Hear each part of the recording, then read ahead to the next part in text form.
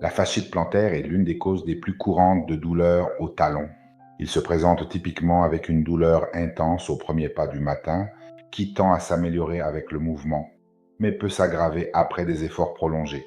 D'un point de vue médical, aujourd'hui, elle n'est plus considérée seulement comme une inflammation, mais une véritable dégénérescence faciale. Cela signifie que la fascia plantaire subit des micro-lésions répétées, dégénérescence du collagène et perte de sa capacité élastique. Les causes principales sont surcharge, altération biomécanique et stress répété dans le temps. Mais que se passe-t-il si nous observons cette pathologie à travers la médecine traditionnelle chinoise?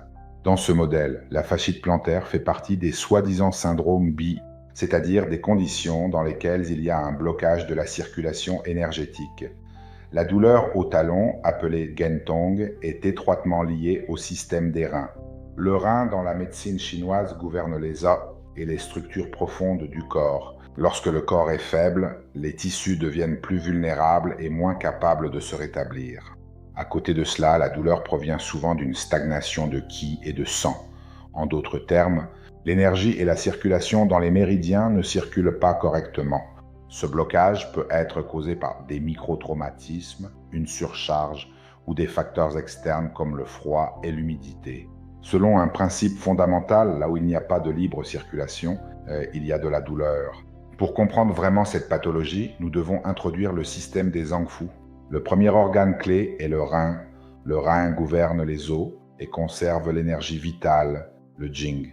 Un de ces déficits entraîne une faiblesse structurelle, une douleur chronique et des difficultés de guérison. Le deuxième est le foie. Le foie gouverne les tendons et régule le flux du qi. Si le sang du foie est insuffisant, les tendons deviennent rigides. Si le qi stagne, la douleur et la tension apparaissent. Le troisième est la rate. La rate gère les liquides et nourrit les muscles. Quand il est faible, l'humidité s'accumule dans les tissus. Cela entraîne lourdeur, rigidité et chronicité de la douleur. Enfin, la vessie qui traverse à l'arrière le talon et relie toute la chaîne postérieure. Nous avons donc une double dynamique, racine en déficit, rein, foie, rate et manifestation en excès, stasie de qi, sang et humidité, voici le principe, Ben Shu, Biaoshi. L'acupuncture intervient à deux niveaux. Au niveau local, elle réduit la douleur et améliore la circulation. Au niveau systémique, tonifie le rein, régule le foie et draine l'humidité. Des points spécifiques tels que KI3, BL60, LV3 et SP6 sont utilisés, ainsi que des points locaux sur le talon.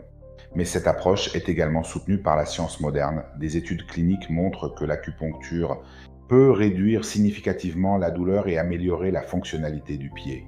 Les mécanismes incluent la libération d'endorphines, l'amélioration de la circulation et la modulation du système nerveux. En conclusion, la fasciite plantaire n'est pas seulement un problème local, mais une condition complexe qui implique la structure, la fonction et l'énergie. Intégrer la médecine occidentale et la médecine chinoise permet une approche plus complète, plus profonde et souvent plus efficace. Si cette vidéo sur la fasciite plantaire vous a été utile et que vous souhaitez approfondir d'autres thèmes liés au bien-être, je t'invite à visiter le site www.agopuncturalongitissino.ch. Bonne santé à tous.